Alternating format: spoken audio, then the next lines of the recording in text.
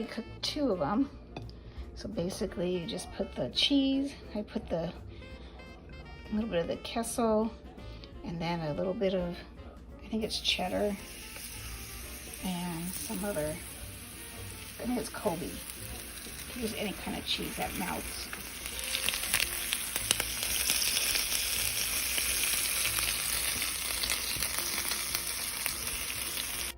So you just put it in like half, and then fold over the other half and let it cook until it gets a little crispy like this one.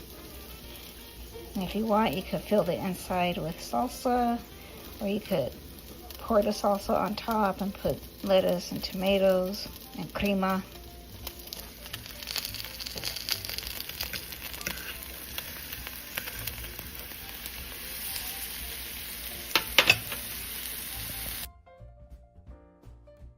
So I just put a little bit of store-bought green salsa and a red salsa.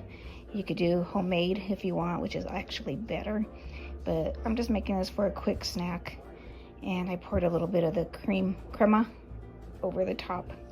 And you could make these even with mashed potatoes. You could put some mashed potatoes inside with cheese and just cook it the same way. Tastes great.